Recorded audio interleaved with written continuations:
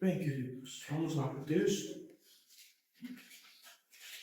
Esses textos são um pouco um desafio, né, para a gente, mas vamos considerar aqui que se trata de um texto bastante importante, muito relevante, né? Algumas coisas que nós precisamos aqui até pontuar, porque às vezes alguns irmãos, de tanto ouvir o inverso ou não ouvir determinada coisa no seu longo tempo de igreja, acaba até quando a gente fala certa coisa, assim, se armando com relação a alguma situação, tá? Mas eu quero pontuar logo, até para esquentar um pouquinho aqui, é o verso 18 do capítulo 22. Verso 18.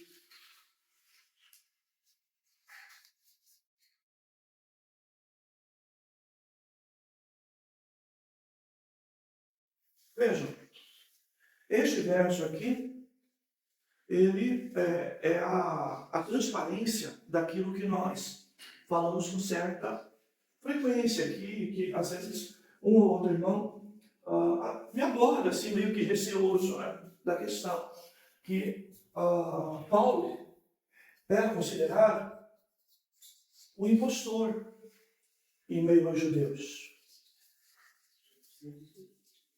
Tá? E está aqui o versículo que fala sobre isso. Verso 18. Não sei se vocês entendem aí.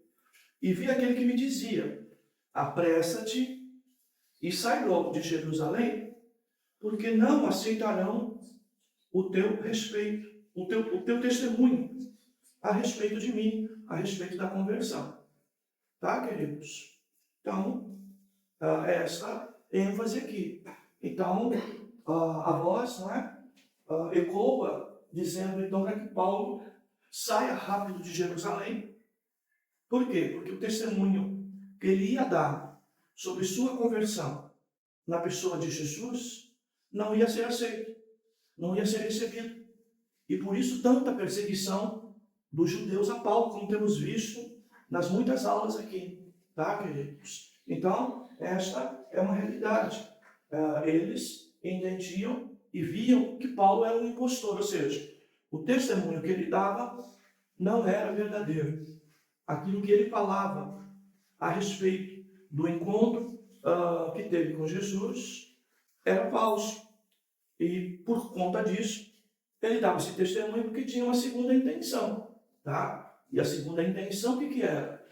Continuar o trabalho que ele já vinha fazendo antes da conversão, que era perseguir e autorizar a morte de cristãos por conta, não é, do Evangelho de Jesus Cristo. Aí, então, entendiam que ele, na verdade, se infiltrava em meio aos judeus para então pegar os judeus e então continuar o trabalho que ele já vinha fazendo. Perseguição, espólio e até morte. Tá bom, queridos? Então, tá aqui. Bem, acho que não é o caso de nenhum irmão aqui, mas às vezes, muitos dos irmãos que vêm para o Evangelho, dependendo da origem deles, muitos são questionados se realmente se converteram ou se não. Tá? E se for pregador, possivelmente será mais questionado ainda.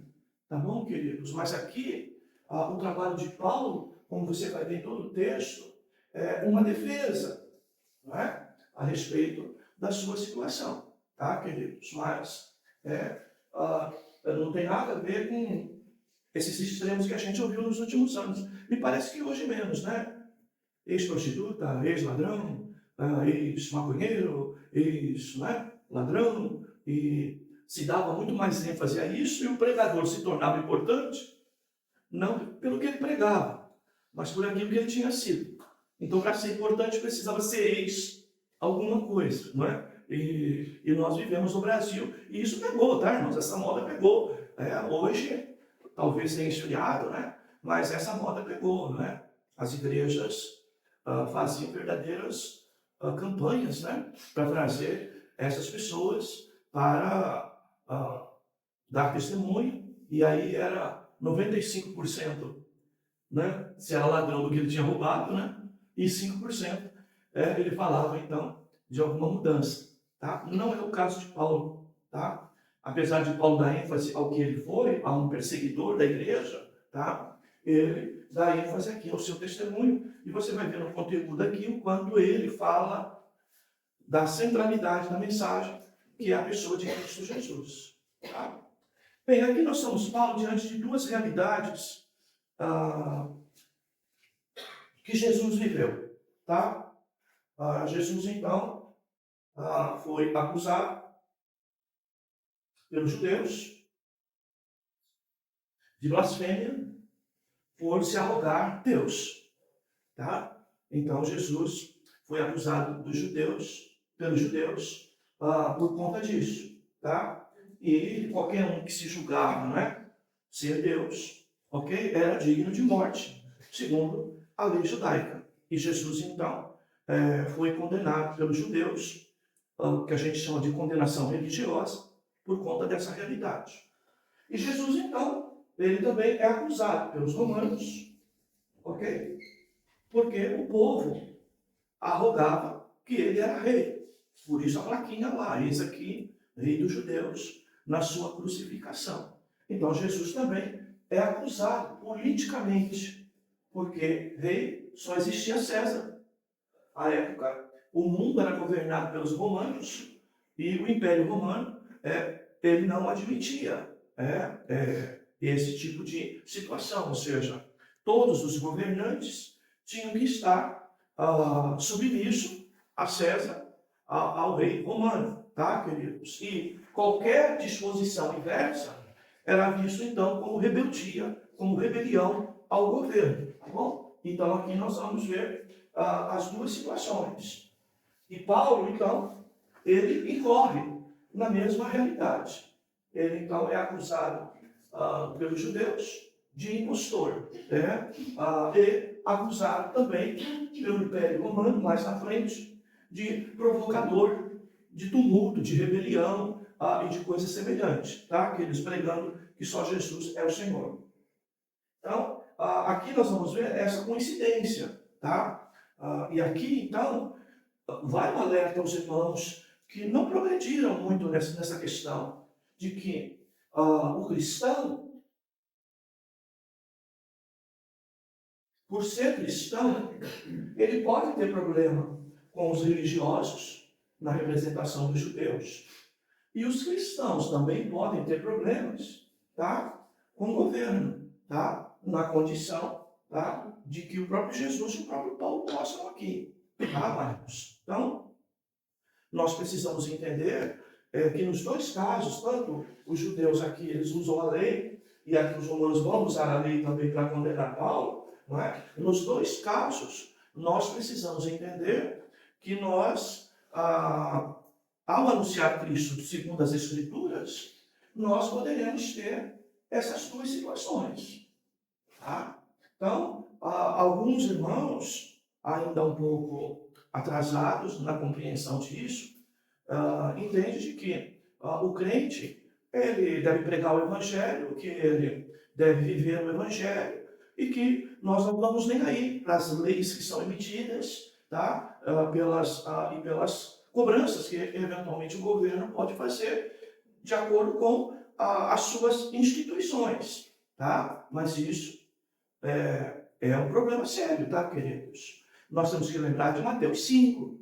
Nós somos chamados para ser sal e luz deste mundo, tá? E como que o sal vai salgar e como a luz vai iluminar?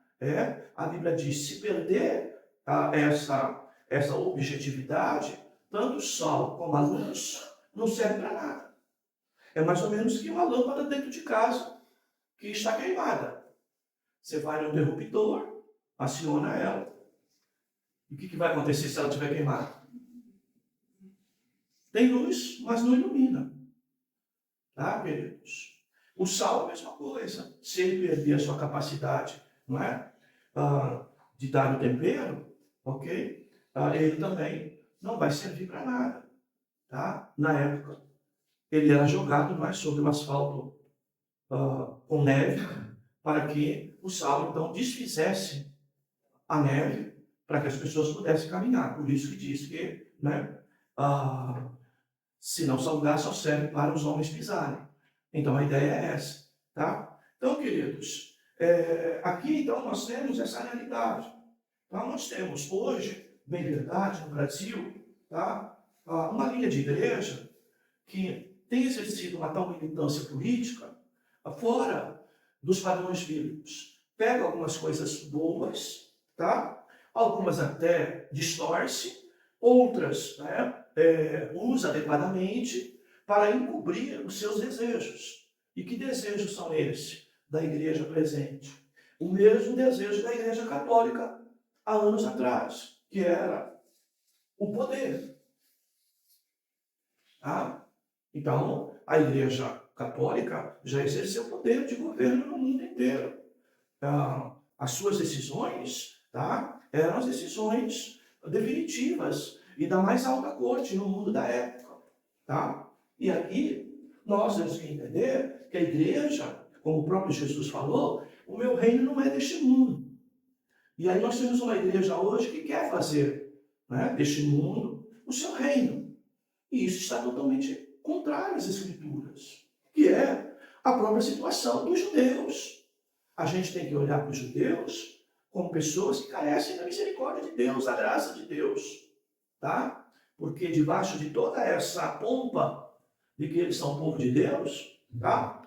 Estão morrendo os judeus. Estão indo para o inferno. Porque não reconhecem a pessoa de Jesus como Salvador. Tá? E isso não é falado nesse meio. Tá? Só é falado de nação que progrediu, de nação que tem progresso, né? De nação que tem um certo padrão moral. Mas no inferno, irmãos, nós vamos encontrar muitas pessoas com alto padrão de moralidade. Porque o que leva para lá, irmãos, não é o certo ou errado. O que leva para lá é a fé na pessoa de Jesus Cristo. Se eu não tiver, eu vou para o inferno. Porque a Bíblia dá testemunho de nós, dizendo que não há nenhum justo. Tá? Ninguém pode salvar a si mesmo com suas práticas. É lógico, eu repito o que temos dito com frequência. Nós somos salvos para andar nas boas obras. Certo? Então ninguém pode permanecer no erro, fazendo errado, porque é a graça que ele salva. Porque a graça nos salvou, nos alcançou e transforma as nossas vidas. Mas, como diz os irmãos da patrística teológica, se você vê alguma coisa de boa em mim, é Jesus. E se você vê alguma coisa ruim, sou eu mesmo. Né? Então, essas coisas que a gente precisa considerar. Agora, é lógico, queridos, que nós, como evangélicos, estamos deixando o Brasil, por exemplo, cair na mão, tá, de pessoas que defendem aquilo que a Bíblia condena. Por exemplo, vou dar um que se tornou moda na igreja evangélica. O divórcio. O divórcio no Brasil e no mundo já foi crime. Tá? Você sabe de quem é a lei no Brasil, né? Benedita da Silva, a bonitinha do PT. É ela que transformou isso, tá? Em algo que não se tem mais nenhum prejuízo. Por um tempo, se divorciava, se tinha uma casa, e se fosse por traição, por exemplo, por infidelidade conjugal, se perdia a propriedade aquele que infringiu. Hoje em dia, isso não é nem questionável. Tá, queridos? Isso não é nem questionável. Guarda de filhos, no passado, então alguém que fugia dos padrões morais, né, corria o risco de perder os filhos. Inclusive a própria mulher, a guarda, podia perder. Hoje em dia, isso é indiscutível. A vida pessoal da mãe e os caminhos que ela adotam para a justiça não vale de nada, não interfere em nada, tá? A influência que essa mãe ou esse pai pode produzir na vida dos seus filhos, não é? Ao longo da convivência, o Estado não está nem aí, tá? Não está nem aí. Apesar de cair no erro de dizer que o homem é fruto do meio, né? Se é fruto do meio, eles deveriam ter preocupação com isso, mas não tem, tá, queridos? Então, essa situação mudou muito, tá? Então, você vê, hoje nós não temos mais a ideia de fugir de família. O Estado é o defensor da família, tá? Ele se coloca assim. Tanto que para você estar casado oficialmente, não basta casar na igreja, tá? A igreja só homologa o que o Estado já determinou, tá? E o que o Estado determina hoje?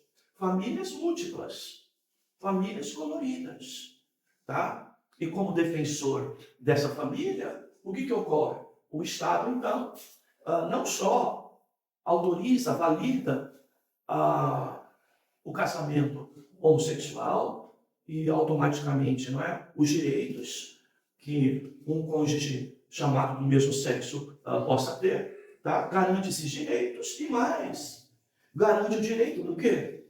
Desse casal homossexual ter filhos. De que maneira? Não é?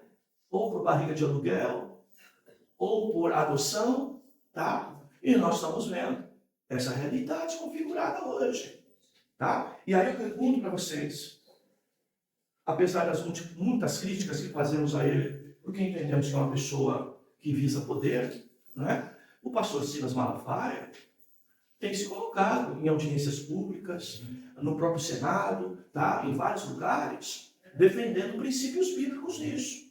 É lógico que ele engana a maioria, porque para nós, simples, olhamos ali o que ele está defendendo ali na prática, tá? Vai, o direito ou não direito, nesses dois casos que eu falei. Mas, na verdade, o objetivo dele, final, não é? Infelizmente, não é? É uma igreja mercantil, com fins de lucro, tá? Mas se engana bastante, porque defende certas pautas que são, na verdade, cristãs e bíblicas, e defendidas, não é? Por evangélicos, católicos até, e uma parte até, né? De espíritas, tá, queridos? Principalmente os espíritas kardecistas, tá? Que é considerado aí na organização das religiões como uma religião cristã, tá? Então, aí o que acontece? Começa a se misturar, tá? O que eu vejo, eu tenho visto alguma coisa assim. Eu não falo nada, espero a hora da palavra para falar, mas irmãos, não é? Colocando vídeo de padre no grupo da igreja, não é?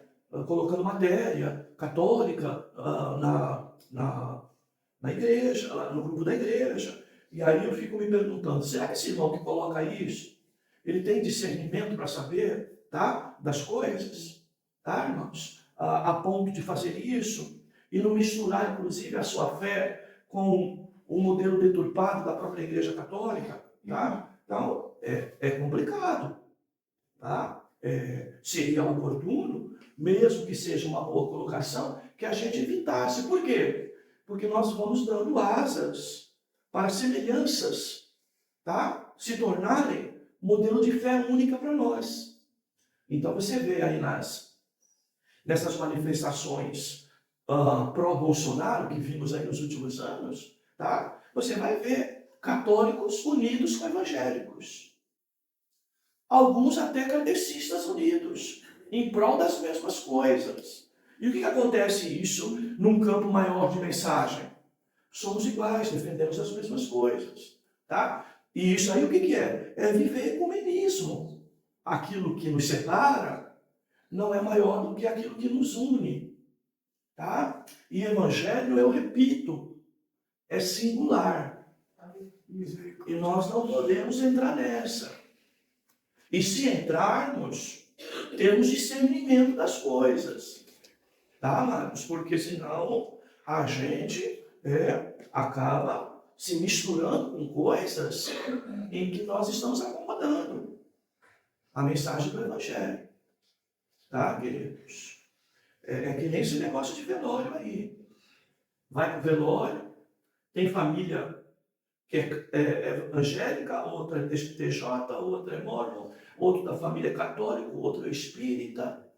E aí você chega lá, o pastor chega lá, a igreja chega lá, e acaba fazendo culto em meio, tá, a símbolos e até às vezes a prestação de culto de outros voltado ao seu Deus, ou à sua forma de fé.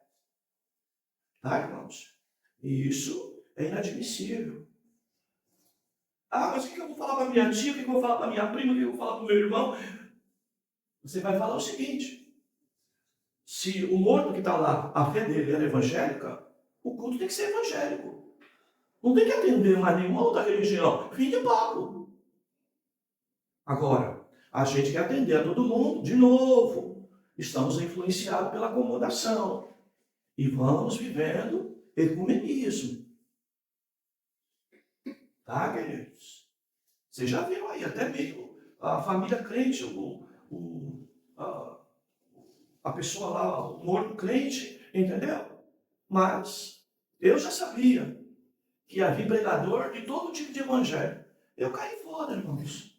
Eu presto minha solidariedade como ser humano, até como pastor, no particular, e vou embora. Não vou participar disso.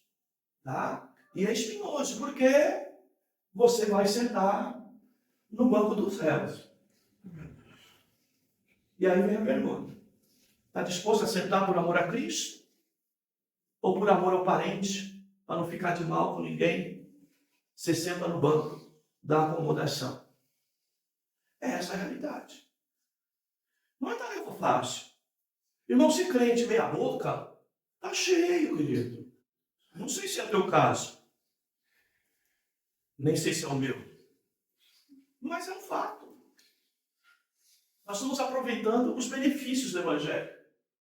Mas aquilo que o Evangelho cobra, nós não estamos afim. Lembra? Se você não for capaz de negar pai, mãe, filho, irmão, irmã, por amor de mim, você não é digno de mim. Ah, então você que me olha assustado aí, é o que está escrito. Não. Então, meus amados, é dureza. E quando eu digo que o evangelho de hoje é um ajuntamento de interesseiros, né? Infelizmente. O pastor interessado no dízimo e na oferta, né? Os irmãos interessados até em dizimar e ofertar, imaginando que é dando que se recebe, então eu vou, não é, contribuir para Deus me dar uma prosperidade bastante grande. E quando não dá, depois vem usar o Código de Defesa ao Consumidor, não é? Não vem usar a Bíblia, não. Use o Código de Defesa ao Consumidor, porque é pastor vendendo e a igreja comprando. Essa é a verdade. Tá, queridos? Então vejam, essa realidade de Paulo aqui, ela pode acontecer conosco. Cada dia mais aumenta as informações aí de que nós seremos presos pregando a palavra. Palavras como essa da introdução dessa aula. Tá? Então, a aula como essa pode nos levar à cadeia, à prisão. Por quê? Porque a lei do nosso país está totalmente contrária àquilo que nós cremos na palavra. E é o que Paulo está vivendo aqui. É a razão de que religiosos, tem certeza, o pastor que prega a palavra no dia que for preso, até irmãos de igreja evangélica vão dizer, mas é obtuso, extremista, radical, xiita, não é? Fica pregando em vez de deixar isso que é.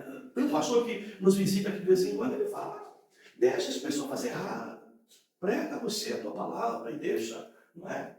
Então é essa a realidade, queridos.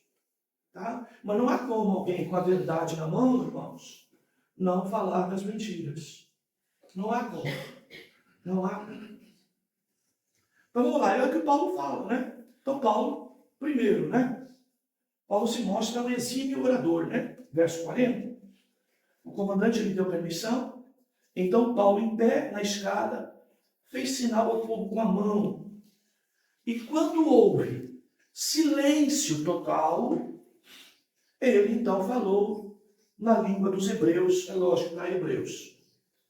Então veja, não é? A situação aqui. Eu lembro quando fui gestor de RH, nós ficamos 48 dias em greve. Muito difícil, né? A minha casa mesmo recebia ligação, né? De que a minha cabeça estava pendurada no poste lá da empresa, né? A Companhia Santista de Papel, Grupo Ripasa, quando eu trabalhei lá nos anos 80, né? Ó, a cabeça do chefinho, me chamavam de chefinho, né? A cabeça do chefinho vai aparecer aí, né? E algumas coisas assim graves, né? De ameaças, inclusive, né? Mas, assim, coisa bem de bandido, né? Veja ameaçar em rosto, né? Ameaça pelas costas, né? No anonimato. Mas a gente sabia mais ou menos quem era, que eram os líderes sindicais. E nós tivemos embate como esse de hoje aí, tá? A discussão do fim da escala 6x1, porque a nossa Constituição, ela exige 44 horas. Mas muitas empresas grandes, tá? A convenção coletiva já tinha reduzido isso para 40 horas, né? 36 horas, como era o pessoal de produção lá da fábrica que eu trabalhava, né? Nos anos 80, já se tinha reduzido o cargo horário, né? É que hoje, em muitos lugares, né? Se usa os 44 horas semanais, que está na Constituição de 88, né? Bem, queridos, e nós ficamos 40 e poucos dias, não é?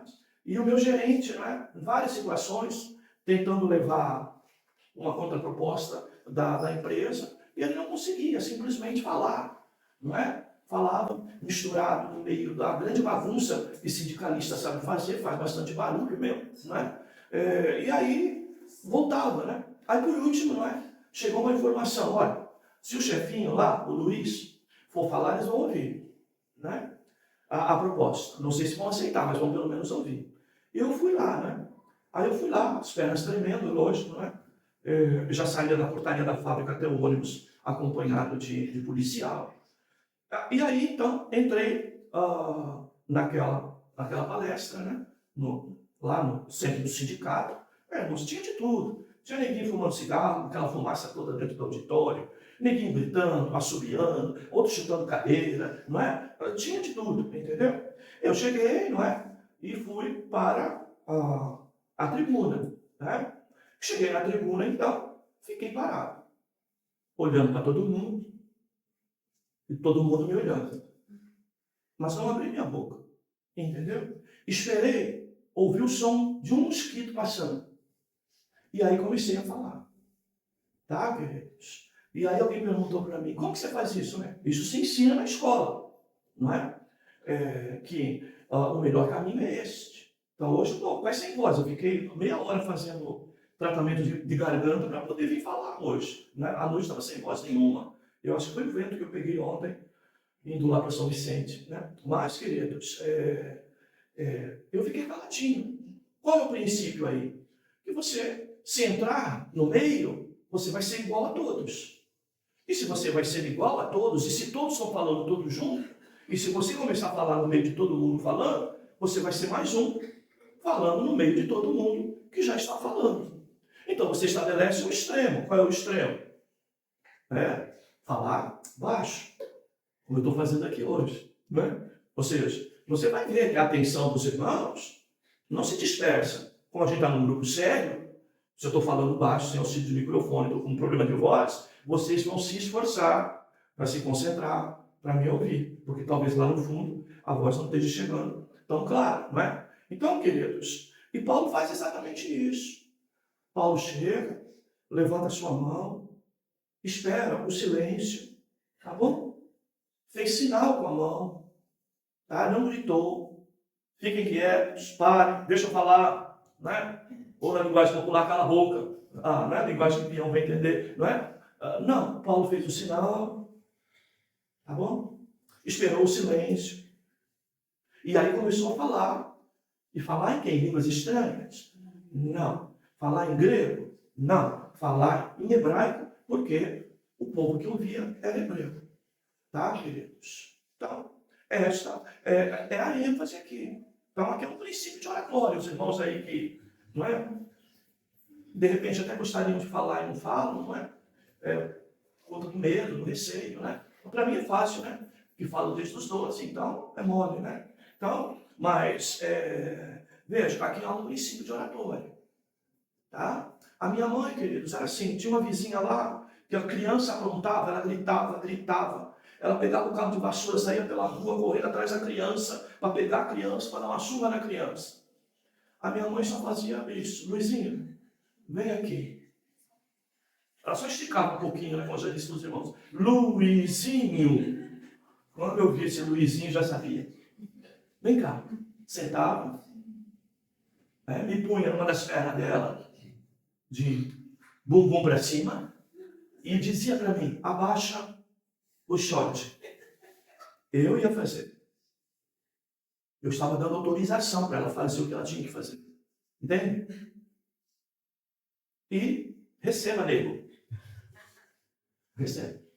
Tá? Então veja, situações como essas, né, irmãos, que a gente vê hoje, né, certos pais, né, gritam no supermercado, a criança dá show no mercado, e o pai grita, o pai disciplina. Bem, filho, a hora de disciplinar é quando você chega em casa. Deu show lá, quando chegar em casa, tá? Dá só aquela olhadinha assim, e quando chegar em casa, você resolve o assunto dentro de casa. Tá? Paulo aqui, ele tem uma graça de Deus, não é? E uma capacidade tal, que ele consegue fazer toda essa multidão, como nós lemos aqui, não é? Na aula passada, eles se pararem, se acalmarem e mostrarem atenção ao que o Paulo ia falar. É que nem na igreja. Eu já vivi igreja assim, irmãos. Tá? Igreja que o fogo está estralando. Tá? Vamos ouvir a palavra. Aí no meio daquele povo, naquela bagunça toda. Aí chego no púlpito, abaixo o meu tom de voz e vou esperar a bagunça parar. Tá, queridos? Então, é isso que nós devemos fazer. Então, aqui é um princípio muito bom de oratória. Né? Bem, e agora Paulo, então, estabelece o que ele vai fazer. Um princípio que ele já deixa para todo claro para todos. Eu vou fazer a minha própria defesa. Tá? Então, eu vou fazer a minha própria defesa. Tá? Princípio que agora a nossa Constituição ela não garante muito, tá? A maioria dos juízes não aceita que se faça a própria defesa, tá? Tem que ter um advogado constituído, se não tiver, o Estado vai dar esse advogado. Mas Paulo aqui, ele então faz a sua própria defesa, ele assume então a condição de advogado de si mesmo, tá? E aí ele diz, ouvi a minha defesa, que agora faço perante vós. Primeiro você vê aí a relação de respeito que ele estabelece, irmãos e pais, tá? Quando ouviram que lhes falava a língua dos hebreus, fizeram ainda maior silêncio. E ele então prosseguiu. Sou judeu, nascido em Tarso da Cilícia, mas criado nesta cidade. Fui instruído de acordo com o rigor da lei de nossos pais, aos pés de Gamaliel, sendo zeloso para com Deus, assim como o sois todos vós no dia de hoje. Assim como vocês estão fazendo a mim, ele quer dizer, eu persegui os cristãos, ou este caminho, até a morte. Talvez vocês façam isso comigo. Eu já fiz isso, sendo igual a vocês. Algemando e mandando aprisionar tanto homens como mulheres. E o sumo sacerdote é minha testemunha acerca disso. Assim como também todo o conselho dos líderes religiosos. Deles também recebi cartas para os irmãos e prossegui para Damasco, a fim de trazer algemados para Jerusalém os que ali estivessem, para que então fossem castigados. Quando, porém, então veja, vamos parar aqui, verso 5. O que Paulo está fazendo aqui? Paulo está dizendo, eu entendo vocês, eu sou igual a vocês e já fiz o que vocês estão fazendo hoje. Minha origem é a mesma de vocês e eu, assim como vocês estão me perseguindo e certamente pediram até a minha morte, eu já fiz no lugar de vocês e já acorrentei, já matei ou já autorizei a morte de muitos cristãos. Tá, queridos?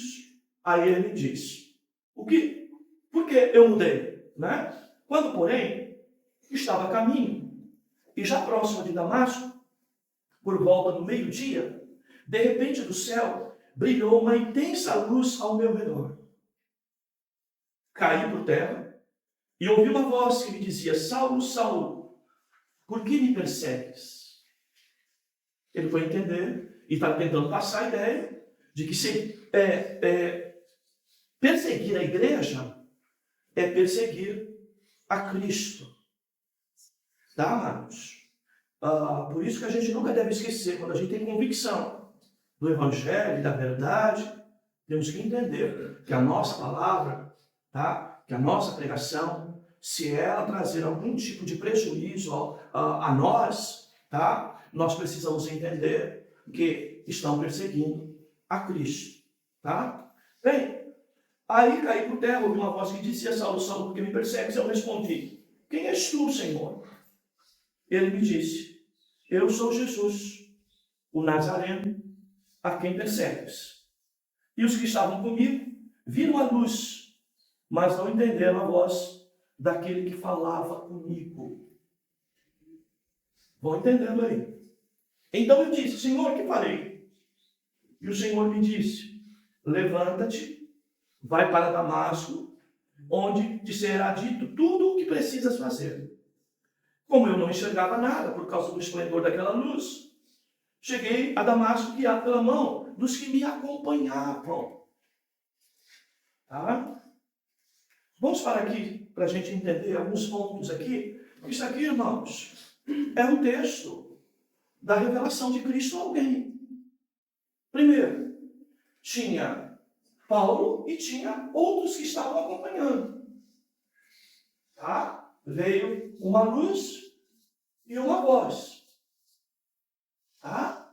A luz, os demais até perceberam, mas não tiveram a reação que a mesma luz teve na vida de Paulo. Paulo, por conta da luz, ficou cego. Todos que estavam junto com ele, apesar de ver o esplendor, não tiveram nenhum problema nos olhos. Paulo ficou cego. Há uma voz. Todos os que estavam com Paulo estavam junto dele, tá? E não ouviram a voz. Só Paulo ouviu essa voz. Tá, irmãos? Então isso aqui é a revelação do Evangelho. Então, a luz que ilumina, tá, queridos? E a voz de Deus aqui, então, chamando a Paulo e se dirigindo a Paulo. Então, o que eu quero dizer no meio de tudo isso? A gente pode pregar o Evangelho no mesmo lugar para 50 pessoas. Tá? A luz, né, e até a palavra será dada, né, no meio dos 50. Mas se Deus tem o objetivo de salvar um, Ele tem o objetivo de salvar um, Ele vai salvar este um. E os outros, ou não ouvem a voz, né, para poder seguir, ou simplesmente a luz não tem efeito nenhum sobre eles. Talvez que a salvação é para quem Deus quer salvar. Nós pregamos para todos. A voz era para ser ouvida por todos, mas não foi entendida. A luz era para trazer efeito na vida de todos, mas só trouxe na vida de um. Nós pregamos para todos, porque quem sabe, quem é eleito ou quem está nos planos de Deus para a salvação é só Deus. A nós cabe pregar para todos. Mas Deus sabe quem são os seus. E encaminha a sua chamada de salvação para o céu. Tá? E aí nós vamos ver. 2. Um homem piedoso, segundo a lei, chamado Ananias, que tinha bom testemunho de todos os judeus que ali moravam, veio ao meu encontro. E pondo-se de pé ao meu lado, disse: Saulo, irmão, volta a ver. E naquela mesma hora eu o vi. Então ele disse: o Deus de nossos pais te designou de antemão para conhecer a sua vontade, ver o justo e ouvir a voz da sua boca. Essa expressão aqui, tá, irmãos, que os teólogos consideram a razão de nós não chamarmos Paulo um apóstolo impostor, mas um apóstolo verdadeiro. Aqui está, ver o justo e ouvir a voz da sua boca, tá? A ideia do apóstolo tem que ter visto Cristo. 15. Pois será a sua testemunha, do que tens visto e ouvido para todos os homens. Agora, meu, levanta, tá? Por que demoras? Tá? Levanta, seja batizado, lava os teus pecados, invocando o nome de Jesus. Aí a grande pergunta que você tem que fazer, você que defende o livre-arbítrio. Cadê o livre-arbítrio de Paulo? Levanta logo, molote. Se batiza, invoca o nome de Jesus e me segue, vai fazer a obra que eu tenho que seguir nada para você. Cadê o livre-arbítrio de Paulo? Não! Não posso, não quero, não agora, uma outra hora. O texto não diz, queridos. A voz de Deus tem que ser, meu querido centurião de Cafarnaum. Eu também sou o Senhor, diga ao meu servo, vai, ele vai. Não tem essa história, não é pai de hoje que não tem autoridade, vai fazer isso. Depois, estou indo, já vou. Não, é agora. Eu digo para o meu servo, vai, ele vai, faz, ele faz. Se tu dizer uma palavra, eu sei que tu tem autoridade sobre a vida, sobre a morte, sobre a enfermidade. Diz uma palavra e meu servo sarará. Princípio de autoridade. Tá, queridos? Por isso a gente crê na chamada eficaz. Deus não chama que nem homem chama. Chama, mas não chamou muito. Chama, mas não tem convicção. Chama, mas não tem resultado. Não, irmãos. Não. Então vejam. A ênfase aqui. Olha, o 16 é muito interessante. Parece Avarício falando para os monoides, né? Os irmãos sabem. Agora, por que te demoras? Deixa de ser lento. Levanta-te. Ser batizado. Lava os teus pecados. Invocando sobre isso o seu nome. Então acorda, irmão. Então acorda. Tá? Quando voltei para Jerusalém, enquanto orava no templo, tive uma visão. E vi aquele que me dizia, apressa-te e logo sai de Jerusalém, porque não aceitarão o teu testemunho a respeito de mim. Olha só. Cadê o livre-arbítrio? Ele me chama, me empurra, diz que eu não tenho minha própria vontade, eu tenho que fazer a vontade dele, e ainda ninguém em Jerusalém vai me aceitar, e eu ainda vou ter que lidar com isso. Cristo te chamou na tua casa, tu sozinho, tu não tem outra alternativa, e muitas das vezes vai servir a Deus aonde? Sozinho, e se bobear, a casa levanta contra você. É a chamada do Evangelho. Não é fácil, irmãos. Não é fácil. O Evangelho é fácil, irmãos, para quem é peixe morto, que as águas do mar levam. Mas para nadar contra a maré, tem que estar vivo. E aí é complicado. Eu disse, Senhor, eles bem sabem que eu colocava na prisão os que criam em ti. E os espancava nas sinagogas. Quando se derramava o sangue de Estevão, tua testemunha, eu também estava presente, aprovando sua morte. E segurando as capas dos que a matavam aí. O soldado ia matar, ele dizia, não, daqui que eu seguro a tua capa. Daqui que eu facilito para você. Pode matar, eu te ajudo aqui. Esse era Paulo. Ele me disse, vai, porque eu te enviarei aos gentios, para os de longe. Olha só, queridos. Tá? Para os de longe. Tá? Então a chamada de Paulo para pregar aos gentios, tá, amados? Não é apenas a linda passagem de ver uma visão, de aparecer um varão, dizer, passa a Macedônia, nos ajuda. Não tem só coisa extraordinária. Tá? Tem um outro lado. Qual é o outro lado? Não iam aceitar a pregação de Paulo em Jerusalém. Tá, queridos? Difícil aceitar a pregação, a tua pregação na tua Jerusalém. Que é a tua casa, meu irmão. E muitas das vezes o que a gente tem que fazer, irmãos? Pregar para os de fora de Jerusalém. E não é fácil, irmãos, ver a casa morrendo. Mas a casa não quer Cristo. Eu vou falar de Cristo para quem quer ouvir. Tá? Eles o escutaram, até essa palavra. Mas então aí levantaram a voz dizendo, tira do mundo este homem, porque ele não deve viver. Olha só, a resposta do que ele acabou de falar, da voz que ele ouviu, acontece assim, de imediato, instantaneamente. Tá? Enquanto gritavam, tiravam suas capas e jogavam poeira para o ar. Então, o comandante mandou que Paulo fosse levado para a fortaleza, ordenando que fosse interrogado sob chicotadas, para saber a razão de gritarem assim contra ele. Quando já o haviam amarrado, preparando-se para chicotear, Paulo disse ao centurião que ali estava: já estamos com aqui autoridade romana, né? Espero que você entenda. E é permitido chicotear um cidadão romano sem ele ainda ter sido condenado. Então está aqui, tá, queridos? Veja, Paulo aqui está o quê? Usando a lei romana para protegê-lo e dele não ser morto antecipadamente, antes da hora. Então nós vemos aqui, irmãos, que nenhum de nós devemos abrir mão de nos defender, tá? Quando eventualmente o Estado se levanta contra nós através do seu juízo.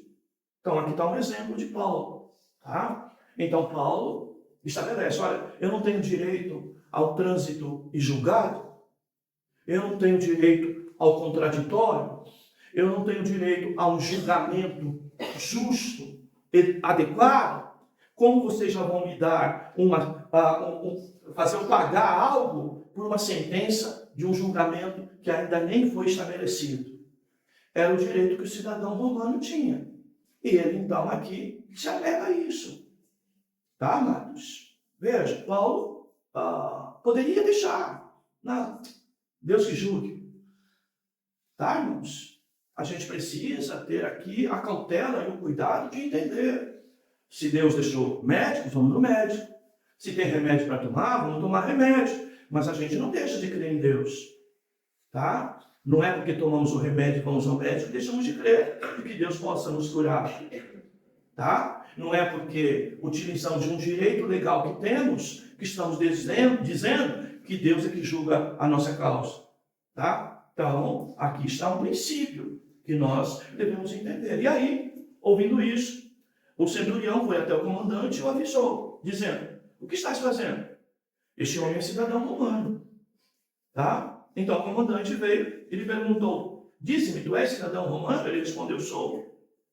E disse o comandante: eu paguei uma grande soma de dinheiro para adquirir esse direito de cidadão. Paulo disse: eu não paguei nada, eu sou com direito de nascimento. Então, aqueles que estavam para interrogá-lo recuaram de imediato.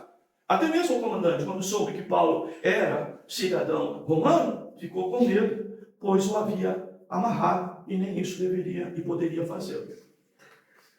Bem, queridos, aí eu sei que é uma aula um pouco fora dos padrões, queridos, mas eu penso que é de importância para todos nós. Queridos, eu digo aos irmãos, não é por causa de uma militância que usa a palavra de maneira distorcida que nós vamos ficar contra a palavra. Tá, queridos? Nós, não é porque somos cidadão celestial que nós não vamos utilizar a nossa cidadania brasileira para nos defender. Tá, queridos? Nós precisamos entender isso. Como eu costumo dizer, eu estou falando de defesa. Se é eu que procuro o tribunal para levar um irmão, levar uma pessoa, coisa parecida, a Bíblia até adverte que nós não devemos fazer isso. Devemos fazer isso amigavelmente. Mas se alguém nos leva até lá, é um direito. Eu penso até que um dever nosso nos posicionar, nos defender. Tá, irmãos? Porque, infelizmente, tá, queridos, na boca de muitos, apesar que isso não tem validade jurídica, mas isso não pode contar contra o réu, que vai ouvir até a palavra lá no dia do julgamento que você pode usar o seu direito de ficar em silêncio. E não é porque você está em silêncio que em silêncio você está admitindo o que está errado, não é? Isso é apenas um direito de você não se precipitar, que as suas palavras não serem mal interpretadas ou coisa parecida, tá, meus amados? E no caso, tá, querido, nós aqui precisamos ter consciência disso. A Bíblia não aconselha que a gente leve alguém, tá, ao juízo, principalmente se for irmão, principalmente se for da mesma congregação, tá? Por isso que eu nem gosto muito de negócios entre irmãos da igreja. Às vezes as coisas se tornam perigosas, tem que ter muita maturidade, às vezes até na nossa convivência, tá, queridos? Para a gente não trazer problema espiritual por conta de demandas da vida cotidiana, né? Mas a gente deve evitar de levar o irmão a juízo, mas em qualquer circunstância, seja um irmão ou seja um não irmão, como é o caso aqui, que nos leva, o direito de defesa deve ser exercido por todos nós. Tá, queridos? Espero que a gente tenha sido claro para os irmãos poderem, não é? Também terem, assim, posicionamento adequado dentro de um assunto assim bastante... se a gente não está vivendo isso, tranquilo. Mas quando se vive, né, irmãos, é complicado. Advogado, justiça é complicado. E a gente geralmente só procura quando está no desespero, né? Então, é complicado. Deus abençoe os irmãos, dê graça aos irmãos. Vamos orar? Agradecidos a Deus.